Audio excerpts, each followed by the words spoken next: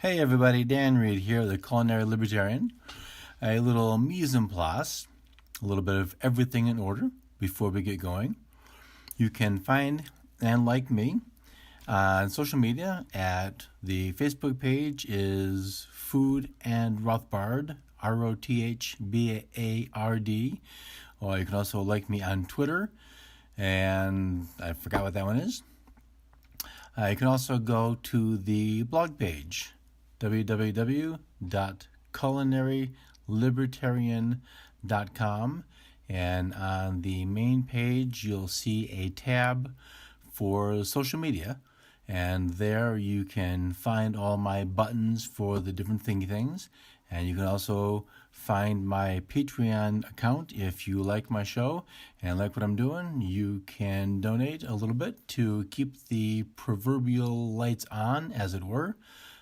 You can also send me an email at Dan, D-A-N-N, at culinarylibertarian.com, and we can rap about, well, food or stuff.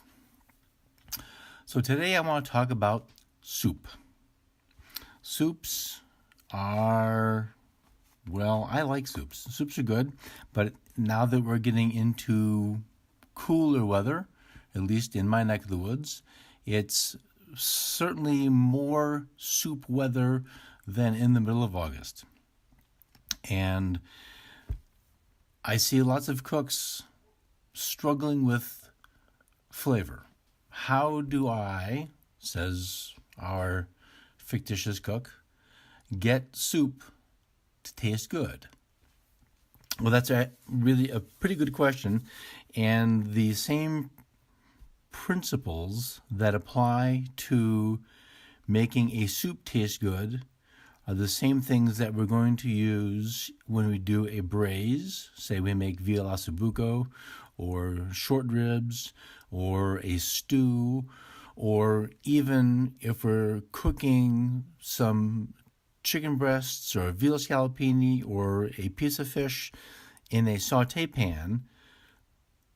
The stuff that's left behind, there's always going to be some little bits.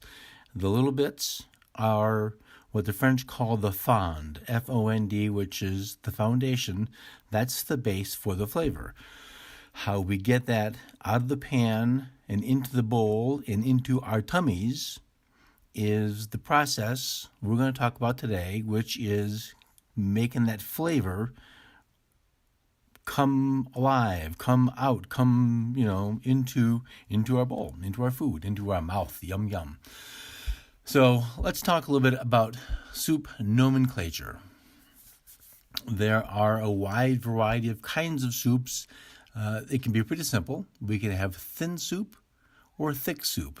So a consommé is probably the most elegant of the thin soups. Thick soups would be cream soups, chowders, gumbos. We can distinguish soups between cream soups, cream of potato soup, or broth soups, beef vegetable. Then we do have some kinds of specialty things.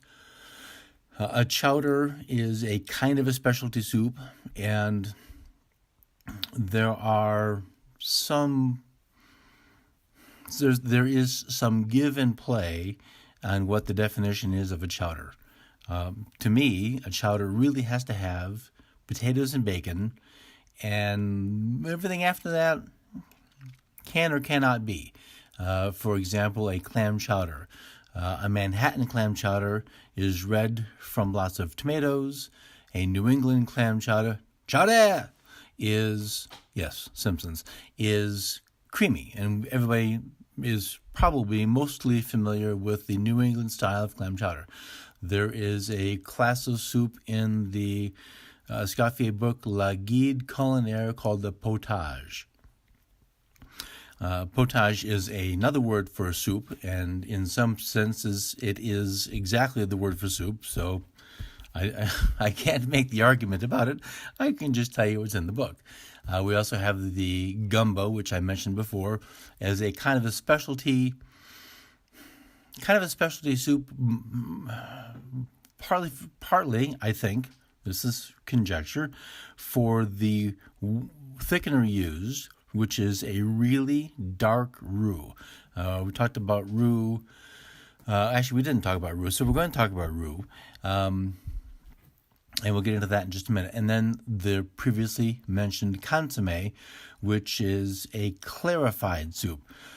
Clarified in the sense of a soup means that all of the particles, every little teeny bit of cloudiness and stuff is removed, and it's removed in a fashion by using something called a raft. And a raft is going to have egg whites and protein, either ground beef for a beef consommé, or ground fish or ground chicken for fish or chicken consommé, lots of vegetables, lots of flavor, and consommés start with an excellent, well-made stock, and then from that, we're going to go forward. Now, I'm not going to talk about making consommé on this episode because it's a very expensive thing to make because you have to make the stock, cool the stock, and more vegetables, more meat, more stuff. So between time and ingredients, there's just a lot to do to make a consommé. If you're in a restaurant and they offer a consommé, I would recommend trying it because it's sort of amazing how something that appears as fluid as water can have so much flavor. That's really the beauty of a consommé. Crystal clear and free of fat and astonishing amounts of flavor. So we're not going to do that today, but if you get there, it's worth trying. Wherever it is, you may end up having that soup. All right. There are lots of ways for confusion to take place, and one of the things I think happens is a quality of ingredient problem. If you need to purchase commercial-made stock or broth because you cannot or don't want to, or whatever the reasons are, don't want to make your own at home, as a home cook, that's perfectly fine. There is a standard which I hold for restaurants to be, it's a high standard. And I have a high expectation of good restaurants. And I have a fairly high expectation of myself at home. But I also recognize that there are lots of challenges that get in the way between sports and school and kids and work. And, well, sometimes we just can't do all the things we want to do. So convenience does offer a solution, and the solution is to use some commercially made stocks. And if that's the thing that needs to happen for cooking to take place, well, then do the thing that makes cooking take place. A little bit about my background, just so you understand what my knowledge base is in terms of soup. My training was with a couple of certified master chefs, and I've been cooking for 30-ish years and spent a lot of time working through and in culinary school teaching as a chef instructor the classical French book I mentioned a minute ago, La Guide Culinaire. Auguste Escoffier is one of the patriarchs of cooking. Antonin Carême would be another one from a couple hundred years ago. Escoffier codified really the procedures for what really fine cooking is.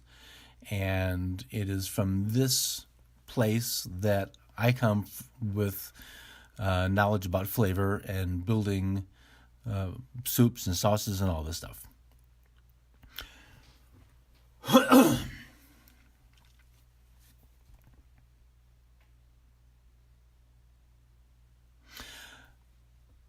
When we get into soup making, we're going to have mostly really two bases. Either it's going to be a stock-based or a broth-based soup, or it's going to be a dairy-based soup, cream or milk.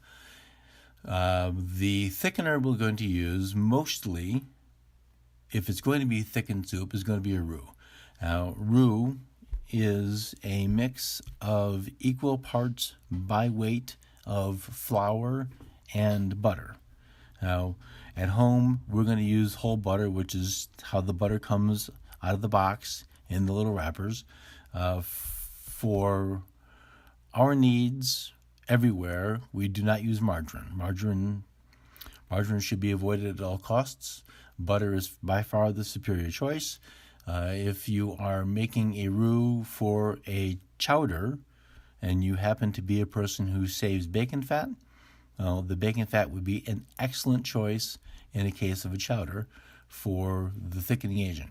So what's going to happen, we're going to heat the butter or bacon fat, the butter until it melts, heat the bacon fat up and add our flour. So let's say we have 2 ounces of butter. We're going to add 2 ounces of flour. And as it starts to mix in the pan, what's going on inside the pan is the butter is coating every one of those little teeny tiny flour particles with a little bit of fat. And you'll see some cookbooks, or in the case of a gumbo, which is the special roux, we want to cook that roux at least a minute.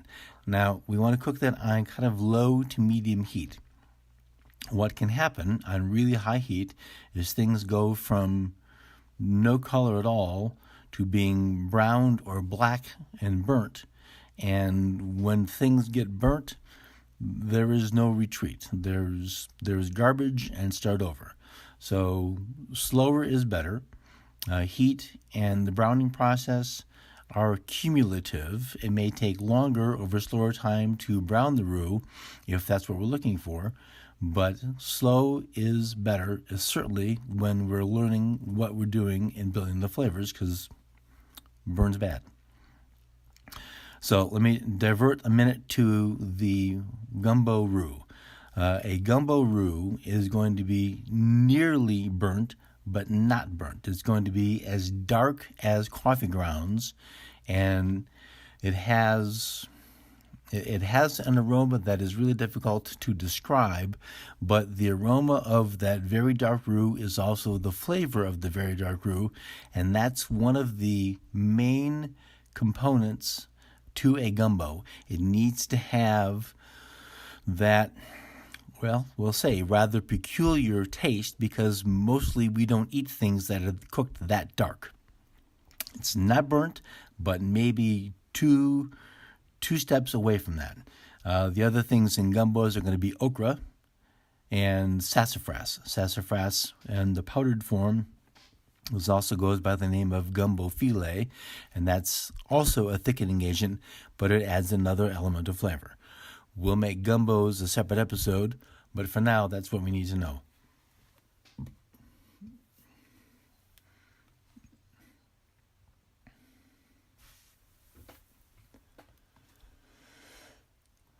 So, if we want to make stock, stocks being the base of flavor for our soup, or if we're doing some fancier cooking, that could be the base of flavor for our sauce. Stock is the liquid extraction of flavor from the bones of the animal. So beef stock is made from beef bones, but kind of the secret is it's not. It's made from veal bones. Beef bones tend to be a little bit more expensive, and so that, from a restaurant standpoint, that raises the price of everything associated with the dish.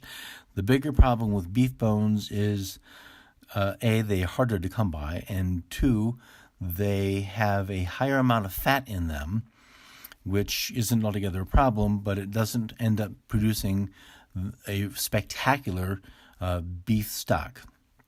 Most restaurants use veal bones for that, and they will roast the bones until they're nice and dark, roast the vegetables until they're nice and dark, and a veal stock will cook on the stove anywhere from 10 to 12 hours, sometimes a little bit longer, to get all of the collagen out of the bones and to get all the flavor out of the bones, and that takes a long time for something as strong as a veal bone. If you're going to make chicken stock, which you can make from chicken carcass if you are a person who buys whole chickens to save money or to get the flavor from the bird, chicken bones, either raw or if you roast the whole roast the whole bird, save the bones, just like you would save the bones from turkey at Thanksgiving time, make a stock out of that. So now we have turkey soup. Do the same thing with chicken. You can do that with fish. I think people probably avoid buying whole fish for lack of knowing what to do with it, but the principle applies. The big thing that's different from a chicken stock to a veal stock is the cooking time. A chicken stock would cook, depending on what you're using, but really I would not cook a chicken stock more than 2 or 3 hours. Just to keep a brighter, cleaner flavor on it. The broth is a similar idea, but broth is made from at least the meat of the animal. So if you have lots of chicken trim, say you some reason have many pounds of chicken breasts that you bought from the grocery store, and they all come with that little rib meat stuck on the side. Well, you're going to trim all that off. You're going to trim the little fat bits off. Well, all that stuff is flavor.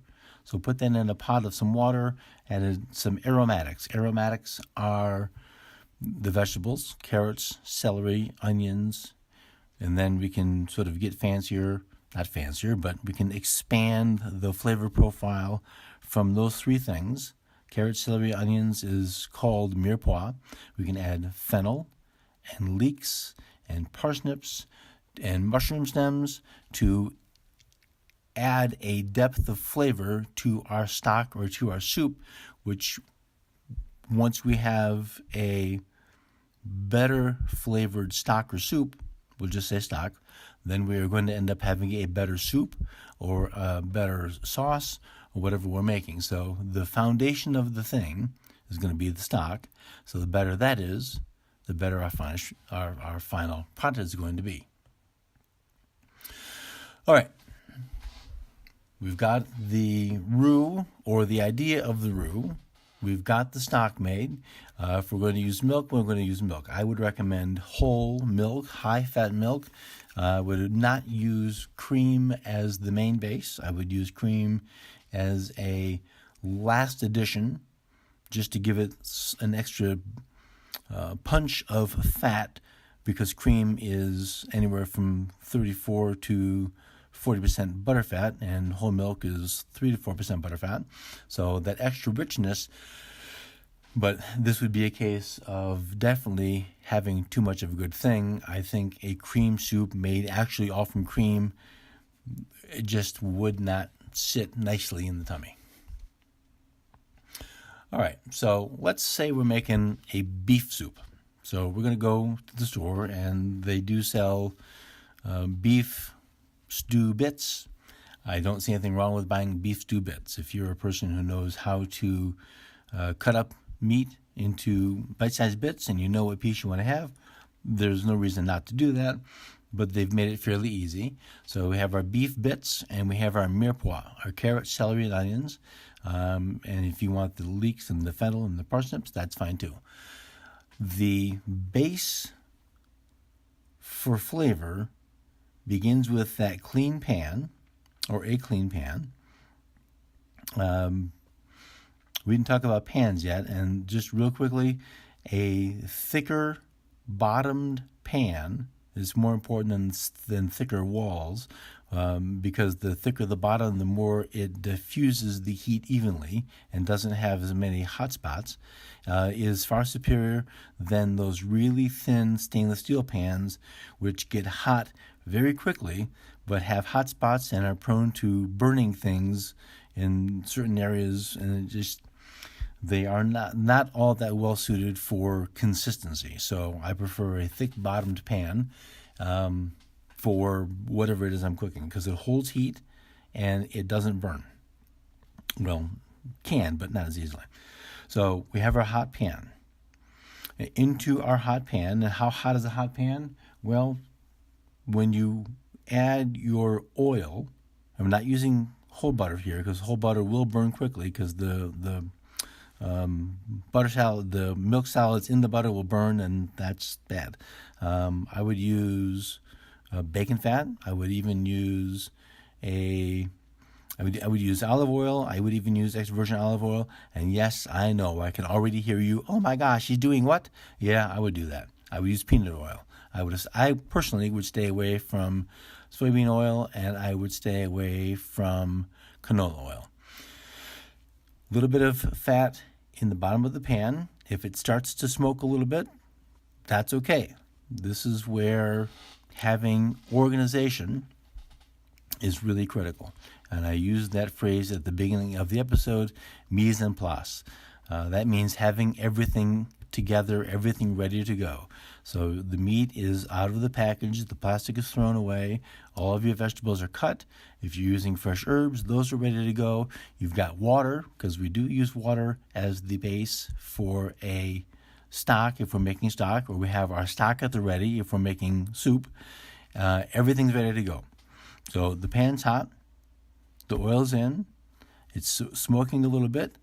Carefully add the meat to the pan with the oil. Now, don't drop it in, and certainly don't throw it in, because it may splash oil back at you. If you have it in a bowl, put the bowl near the fat, near the bottom of the pan, and just tap it out, and it's going to make a big hissing sound, and the oil is going to fly all over the place, and you're going to see smoke, and lots of things are going to be happening. That's okay. What we want to have happen is we want the high heat of the pan to sear the meat and give it a deep brown color. Now, there are gradations of brown, and as long as we're not burning it, we're okay. Well, that's fine, Reed, but my pan was too hot, and I burnt my meat a little bit. Well, burnt we don't want, but we're not going to worry too much about that, because the other thing that's going to happen as you add all of that room temperature meat, say it's 70 degrees, to that 400 and plus degree pan, sort of the basics of physics, math, is that cold of 70, which is only relatively cold compared to 400, is going to make 400 drop a lot. So you're going to end up seeing some water coming out of the meat, and in the form of bubbling, steaming juice, and that's lowering the heat of the pan, so you're not going to burn your meat. Stir the meat, season the meat a little bit. We want to just get a nice, even, dark color. With a slotted spoon, take the meat out of the pan into a different bowl, clean bowl. Now, what should remain in the pan are the bits from what you just seared, and possibly, depending on how fatty the meat was, some beef fat left over. I can't tell you how much is too much for you. If you prefer, you may dump all of the oil out and start with fresh oil, but keep all the little nice brown bits in the pan, because when we put that back on the stove, add a little bit of new oil, bacon fat, peanut oil, whatever you're using. Now add the carrots. The order of addition for the aromatics is going to make a difference in how we get the most flavor from our soup. Carrots and celery, obviously you know this, they're very dense, hard vegetables. As the onion, although it seems like it is, really is not. And the onion has a lot of water that's easy for heat to make release. Well, what does that mean?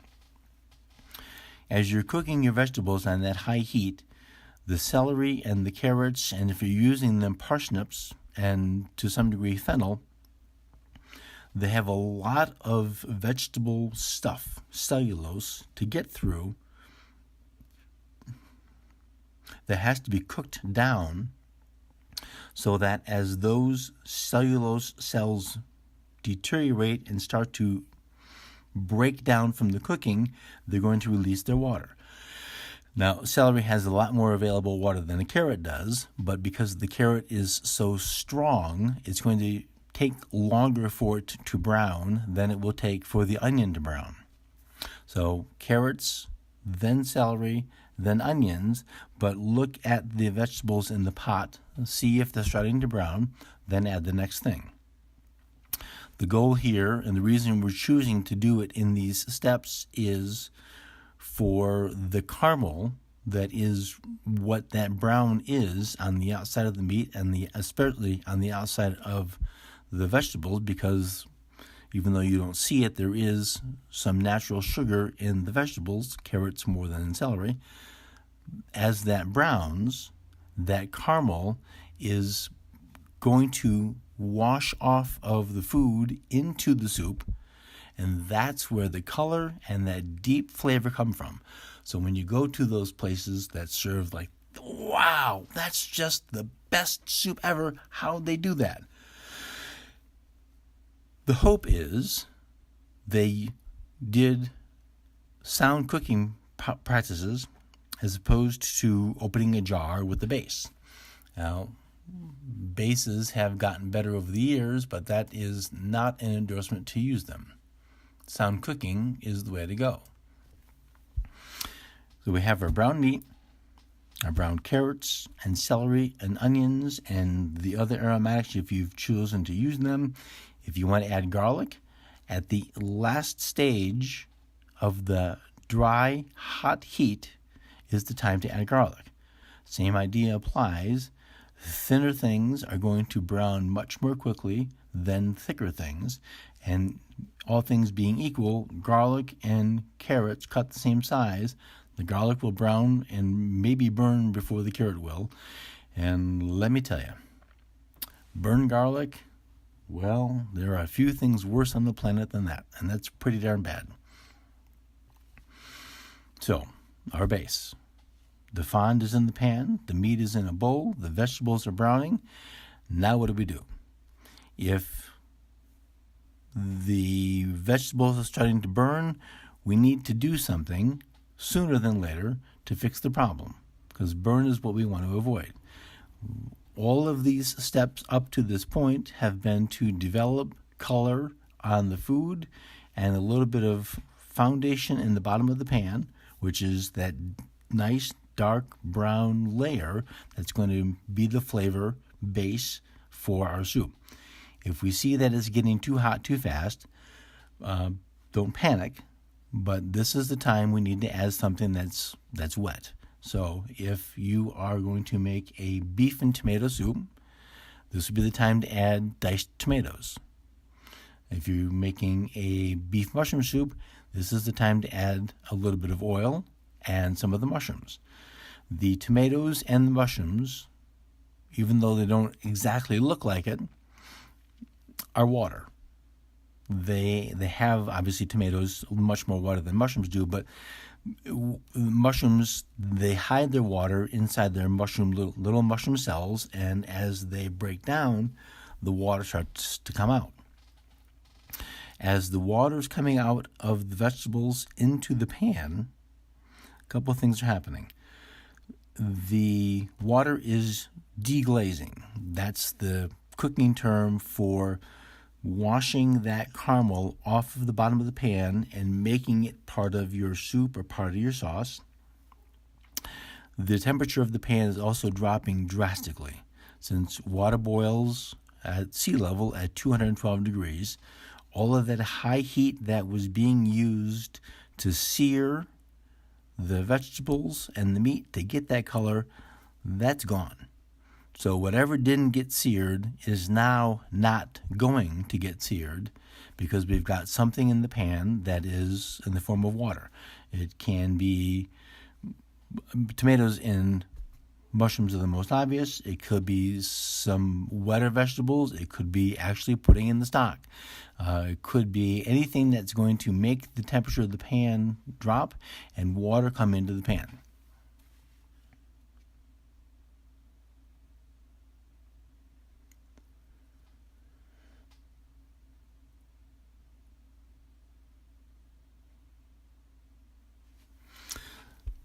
Once you've added your tomatoes or mushrooms, or if you're not using that, you've added your stock, and the soup has come to a boil, you can add the meat to the pot. I would avoid seasoning at this point. And the principal reason for that is you can always add salt later, but getting salt out of a dish is, well, it's nearly impossible. And all of the old tricks of putting a potato in it or putting bread in it or adding sugar to it don't work. They just don't. So the best solution to oversalted soup is don't oversalt the soup. You can always add salt at the end of it, and that's really just the best way to go. Once your soup is boiling, cut the heat down to a simmer. Now, simmer is the liquid is still moving, but the full boil we're avoiding. And we're going to let everything just cook until when? Until it's done. It's the most frustrating answer in cooking is, how long does it cook? Cook till it's done. How do I know when that is? Well, the food kind of will tell you. It won't speak up, but when you go to your soup pot and take a fork, push it into the meat, if it's still not fork tender, and you know what that is, well, then it's not done. So it cooks longer. How much longer? I don't know, until it's done.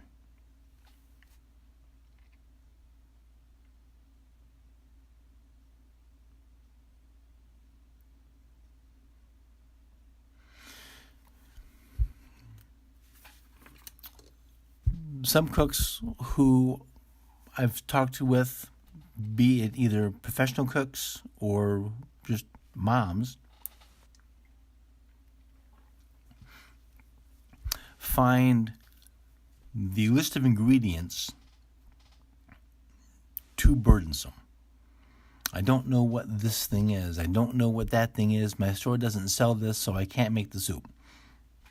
And that's not an unreasonable frustration. If you're following a recipe and you don't know what fennel is, or your store doesn't sell fennel, or you can't find leeks, it could be an easy decision to just not cook. I can't find the ingredients I want. I don't know what to do, so I'm not going to make anything. It's not at all uncommon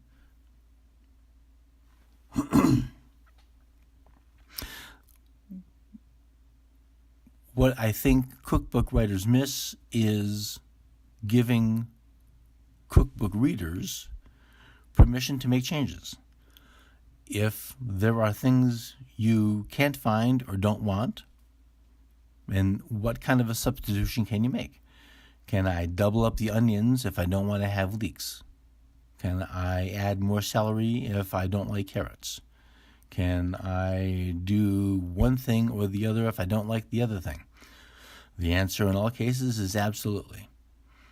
Because this is your soup at your house for your family and the people you love. Nobody on a podcast or in text on a cookbook or on Food Network is in a position to tell you you can't do that. What's most important to me, and one of the reasons I had the idea for the podcast, was to break down the barriers that seem to get in the way of people cooking. If you don't want fennel, you can't find fennel, you don't want leeks, you don't want carrots, don't use them. That's not a problem. The problem is letting the fear of something some cookbook told you to stop you from doing the cooking. Let's fix that. So, don't want garlic? Don't use it. Want more mushrooms? Add more mushrooms. There are principles of cooking, browning, which we just talked about,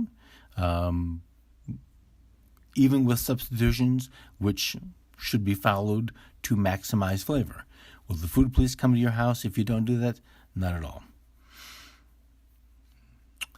Let's say we're changing our focus from a beef vegetable soup to a chowder. Clam chowder would use clam broth and some milk. It's also going to use a roux. So the question of how do I use a roux to thicken my soup and not get lumps like Grandma used to get in her gravy every Thanksgiving. Now, Grandma did the best she could, and we love Grandma very much, but lumpy gravy and lumpy soup, well, that's not good. So we can fix that. So in the pan in which we've made our roux, there's a couple of ways to go. One of them is an extra step, and if this is more than you want to do, then go the single way. The extra step way is to make the roux in a separate small saucepan and then add that to the pot of soup. One of the real important considerations for using roux effectively, and that means using it so that we don't get lumps, is the temperature of the roux and the temperature of the soup need to be different by some decent degree. So if you've just made the roux, it's hot on the stovetop, milk from the refrigerator is definitely going to make that contrast create success for us. So hot roux, cold milk, that's what we want to have. If we have hot stock, then we want cold roux. But remember, this is kind of a relative thing. Since the milk is boiling somewhere around 212 degrees, if the roux is room temperature, then that's going to be difference enough. In my own experience, I find greatest success comes from adding the liquid to the roux than the other way around, and I whisk small portions at a time. So if we're making our clam chowder, and let's do it all in one pot, we've got, say, an ounce of butter and an ounce of flour have been cooking for 1 to 2 minutes on low heat on the stove, and the roux is still nice and white.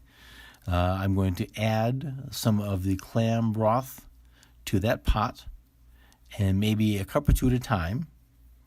Whisk that, and it's going to look kind of a bit of a mess. You'll see some lumps, you'll see some chunks. It won't look very thick. Let that broth come to a boil, so we may need to raise the heat, and as the broth starts to boil, the butter that has surrounded the flour will melt away due to the heat, and the flour will absorb the liquid. So the reason we're using the flour is to avoid the reason we're using butter around the flour is to avoid getting lumps of flour sticking together. And also, butter tastes good, so it adds a nice flavor to the soup. As the clam broth is coming to a boil, it's going to start to thicken. So whisk some more and add some more clam broth. If you've used all of the clam broth that the recipe asks for, and it says, hey, you're going to need some milk, you can add some milk at the end. This step, gradually adding liquid to the roux, is what I've used to the most success to make sure there are no lumps of any kind in my soup or my sauce, or even if you're making macaroni and cheese, they do the same thing. A little bit of milk at a time to make sure that we have no lumps. If you are making a soup that doesn't require a roux, or you're making a soup, say you're making a chicken noodle soup or a chicken broth soup or chicken vegetable soup, and you say to yourself, I kind of want this to have a little bit of body, but I don't want to go through the process of making a roux and then cooking the soup long enough for the roux flavor to be cooked out. Now, that's the thing. Let me tell you about that.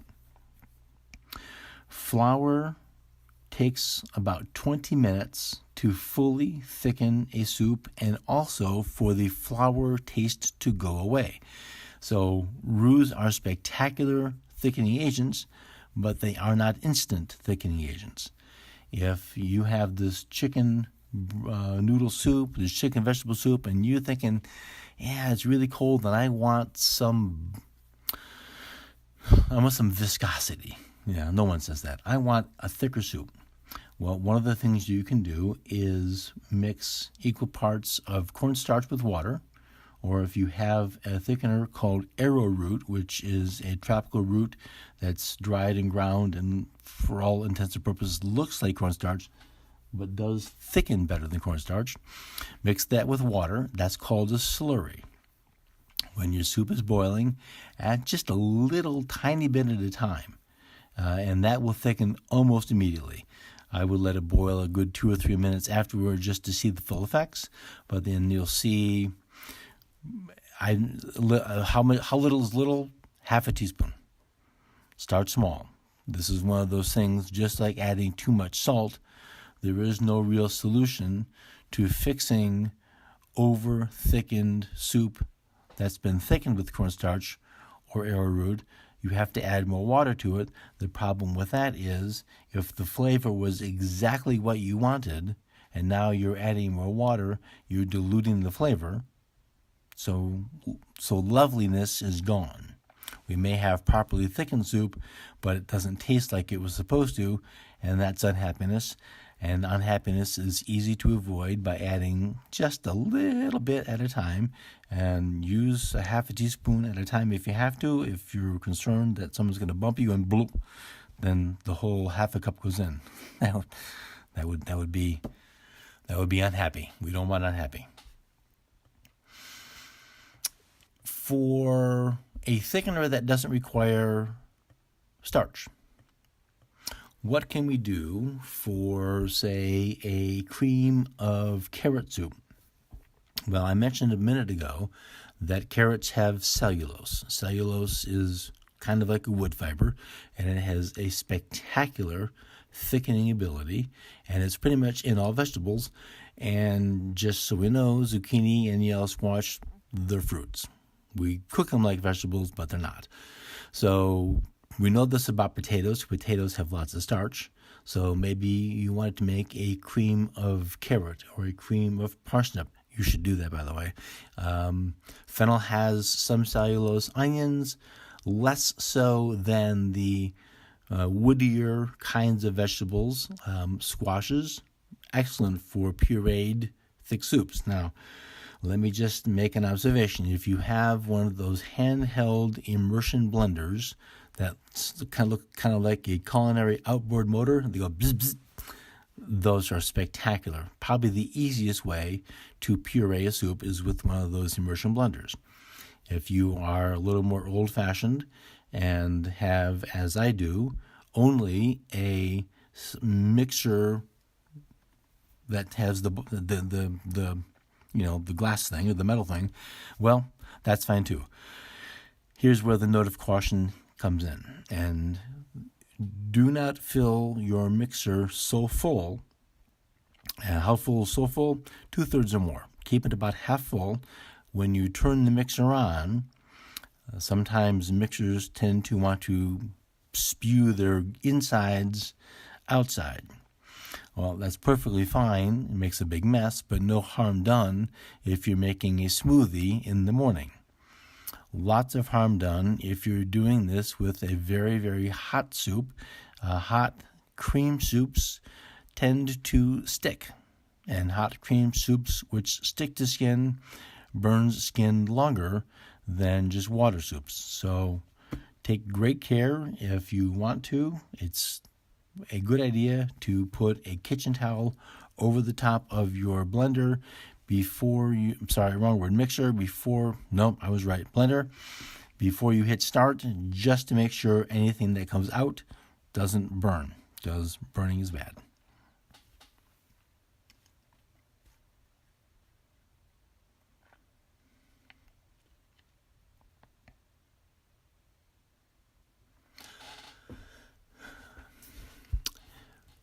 The process of cooking the meat, as we did in the beef soup, may or may not be your choice in a chicken soup. I find that slightly darkened chicken soups have a depth of flavor that is preferred to me over just plain regular chicken soups. I will also, in a case like that, especially if I'm using bones that have been from a roasted chicken, I will go ahead and roast them a little bit to give them even more color, and then make the stock from that. And I'll also roast my vegetables or saute the vegetables a little bit before I add them to the stock, just to help enhance that caramel color and that caramel flavor. The thickening part I probably would avoid, just because I like a brothy chicken soup. But there's a way to get that brown color without necessarily browning the chicken, which you certainly could do. There are lots of ways to get to the flavor land we're looking to get. There are no real rules, especially when you're cooking at home. And I'm going to stress, the real important factor is that cooking happened at home. The procedures are important, but it's more important to feed the people, and feed the people with the fruits, so to speak, of your labor. And the best thing about cooking is, even if it doesn't come out great, people tend to like it. And there's lots of ways to improve, lots of room to improve, and that's just by practice, practice, practice. It's kind of the same way you get to Carnegie Hall. So browning the meat, browning the vegetables in the right order, making sure that the pan is not too hot so that we're burning the food, and adding the liquid things, tomatoes, mushrooms, stock, at the right time to get the flavor from the bottom of the pan in the form of all that brown yumminess. Oh, let me step back a second. If you are using herbs, if you're using dried herbs or spices, the best time to add them is at the end of the hot, dry heat. And for dried herbs, I would put them in a little bowl and add a little bit of water to them and make a paste. If you're using curry or even dried thyme or anything dried, make a little bit of a paste out of it with a little bit of water. The water is going to do two things. The first one is it's going to help lower the temperature of the stuff in the bowl. What that means is when you add that wet paste to the hot pan, the water is going to turn to steam first and help pull out the essential oil flavors that are part of that curry or the coriander or the thyme or the rosemary. It's also going to be a barrier from those things burning immediately. If you throw curry into a really hot pan, it's pretty much just going to burn. And, well, we've already established burn is no good. So that water serves the two functions of letting the oils and the flavors come into the bottom of the pot without burning. Then add your tomatoes or your stock.